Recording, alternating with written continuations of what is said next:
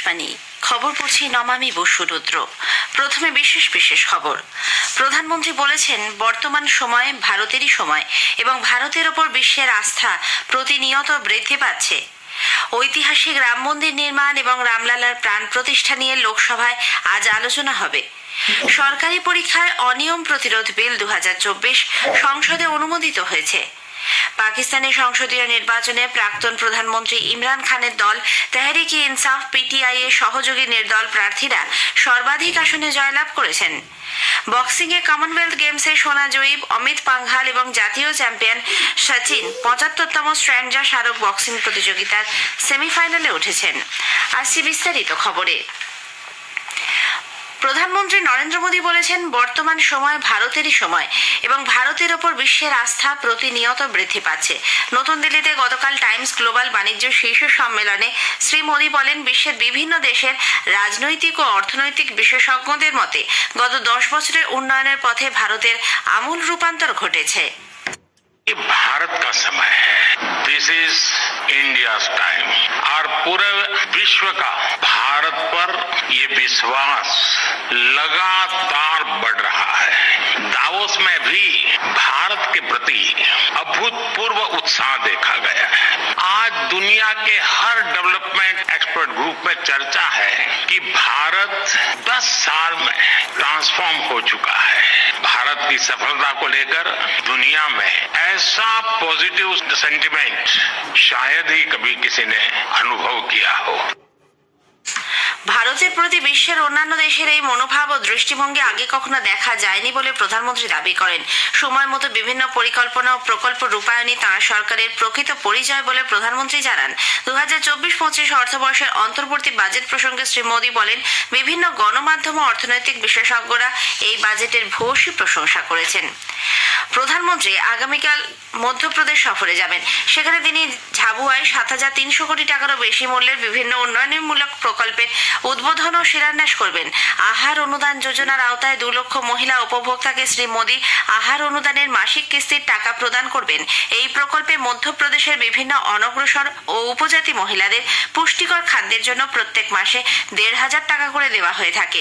এছাড়াও প্রধানমন্ত্রীর স্বামিত্ব প্রকল্পের সুবিধাভোগীদের হাতে 1,75,000 অধিকার অভিলেখ তুলে দেবেন শ্রী মোদী। জমির ওপর মানুষের ন্যায় অধিকারের দলিল এই অভিলেখ। অন্যদিকে আদর্শ গ্রাম যোজনায় শ্রী মোদী 559টি গ্রামকে 56 কোটি টাকা দেবেন। এই অর্থ অঙ্গনওয়াড়ি ভবন, রেশন দোকান, স্বাস্থ্য কেন্দ্র, স্কুলে অতিরিক্ত কক্ষ এবং সড়ক নির্মাণের কাজে লাগানো হবে। ঐতিহাসিক রাম মন্দির নির্মাণ এবং রামলালার প্রাণ প্রতিষ্ঠা নিয়ে লোকসভায় আজ আলোচনা হবে। বিজেপি সাংসদ সত্যপাল সিং এবং শিবসেনার শ্রীকান্ত সিন্ধে সভায় আলোচনার প্রসঙ্গটি উত্থাপন করবেন। উল্লেখ্য, 22 জানুয়ারি উত্তরপ্রদেশের অযোধ্যায় রামলালার প্রাণ প্রতিষ্ঠা করা হয়। সরকারি পরীক্ষায় অনিয়ম প্রতিরোধ বিল 2024 সংসদে অনুমোদিত হয়েছে। রাজ্যসভায় গতকাল এটি ছাড়পত্র মিলে লোকসভায় তা আগেই পাশ হয়েছিল। বিল নিয়ে আলোচনার জবাবি ভাষণে কর্মী বিষয়ক দপ্তরের প্রতিমন্ত্রী ডক্টর জিতেন্দ্র সিং বলেন, নরেন্দ্র মোদী সরকার যুব সমাজকে সর্বদাই অগ্রাধিকার দিচ্ছে, কারণ পূর্বতন কোনো সরকারের কাছে থেকেই তারা সেরকম কোনো প্রাধান্য পায়নি। যুব কেন্দ্রিক বিভিন্ন সংস্কারমূলক পদক্ষেপও সরকার গ্রহণ করেছে, যার মধ্যে আছে নিয়োগ সংক্রান্ত বিভিন্ন পরীক্ষা, ইন্টারভিউ, গেজেটেড অফিসারের কাছ থেকে অ্যাটেস্টেশন তুলে নেওয়া ও রোজগার মেলার বন্দোবস্ত করা। দেশের যুবক যুবতীদের সরকার যে বিশ্বাস ও ভরসা করে সে কথাও মন্ত্রী স্পষ্ট জানান। উল্লেখ্য, এই বিলে সরকারি নিয়োগ পরীক্ষায় অসদুপায় অবলম্বন এবং অনিয়মের জন্য সর্বোচ্চ 10 বছরের কারাবাস ও 1 কোটি টাকা পর্যন্ত জরিমানার সংস্থান রয়েছে। Public examinations prevention of unfair means নামে বিলটি মেধাবী পড়ুয়া এবং চাকরি প্রার্থীদের স্বার্থ রক্ষা করতেই আনা হয়েছে বলে ডক্টর জিতেন্দ্র সিং উল্লেখ করেছেন। তিনি বলেন, পরীক্ষার অনিয়ম ঠেকানো এবং সংগঠিত অপরাধ চক্র নিয়ন্ত্রণ করাই এর লক্ষ্য।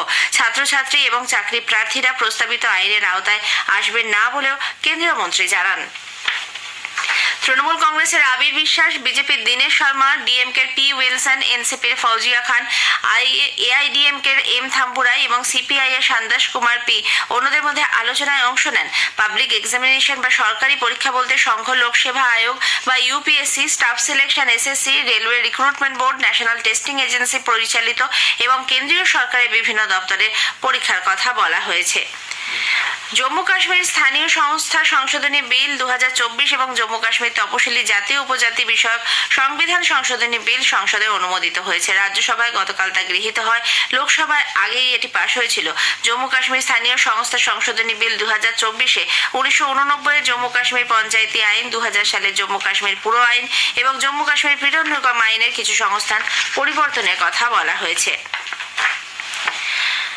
কেন্দ্রীয় সরকার দেশের সর্বোচ্চ নাগরিক সম্মান ভারতরত্ন প্রাপকদের নাম ঘোষণা করেছে। প্রয়াত প্রাক্তন প্রধানমন্ত্রী চৌধুরী চরণ সিং এবং পিভি নরসিমহা রাওকে মরণোত্তর ভারতরত্ন সম্মানে ভূষিত করা হবে। একই সঙ্গে দেশের সবুজ বিপ্লবের জনক কৃষি বিজ্ঞানী ডক্টর এম.এস. স্বামীনাথনকেও এই পুরস্কার দেওয়ার কথা ঘোষণা করা হয়েছে।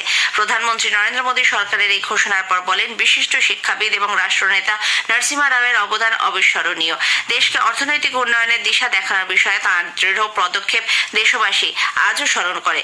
অপর প্রাক্তন প্রধানমন্ত্রী চৌধুরী চরণ সিং এর অবদান স্মরণ করে শ্রী মোদী বলেন, চৌধুরী চরণ সিং তার সারা জীবন কৃষকদের উন্নয়ন ও অধিকার রক্ষার লড়াই করে গেছে।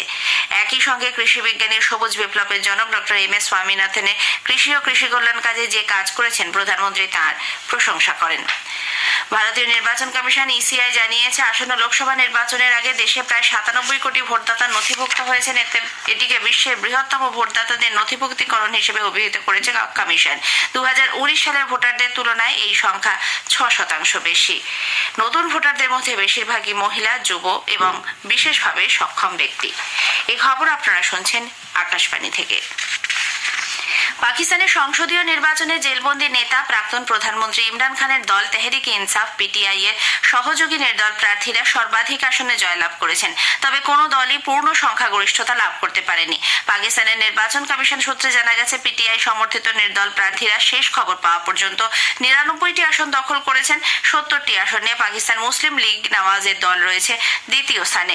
অন্যদিকে পাকিস্তান পিপলস পার্টির দখলে গেছে 52টি আসন। আরও 19টি আসনের ফলাফল বাকি রয়েছে।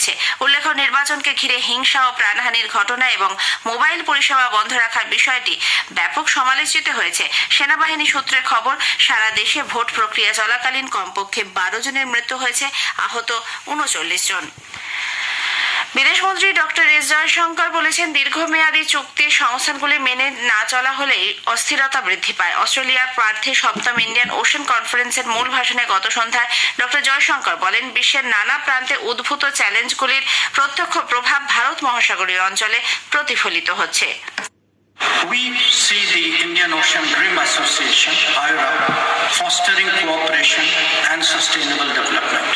It contributes to enhancing regional security by addressing maritime safety, piracy, and environmental sustainability. Apart from being the highest contributor to the IORA Special Fund, we have encouraged the formulation of an IORA outlook on the Indo-Pacific and restructuring the IORA Chair for Indian Ocean Studies. As the Vice Chair and the upcoming Chair for the term 2025-27, our focus is on structural and institutional strengthening of the IORA in order to realize its full potential.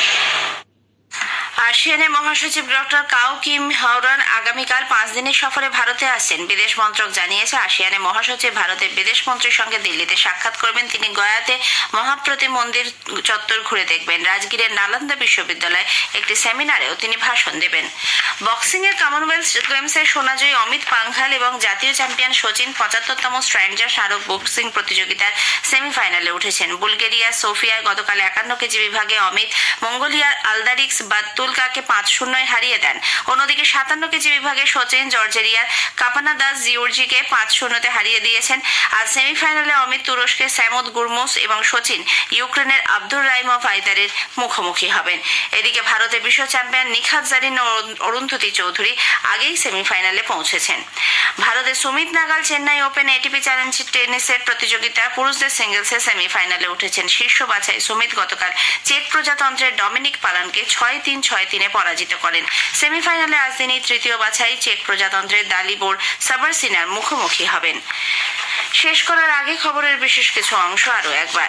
প্রধানমন্ত্রী বলেছেন, বর্তমান সময় ভারতেরই সময় এবং ভারতের ওপর বিশ্বের আস্থা প্রতিনিয়ত বৃদ্ধি পাচ্ছে। ঐতিহাসিক রাম মন্দির নির্মাণ এবং রামলালার প্রাণ প্রতিষ্ঠা নিয়ে লোকসভায় আজ আলোচনা হবে। পাকিস্তানের সংসদীয় নির্বাচনে প্রাক্তন প্রধানমন্ত্রী ইমরান খানের দল তেহরিক-ই ইনসাফ পিটিআই এর সহযোগী নির্দল প্রার্থীরা সর্বাধিক আসনে জয়লাভ করেছেন। খবর শেষ হলো।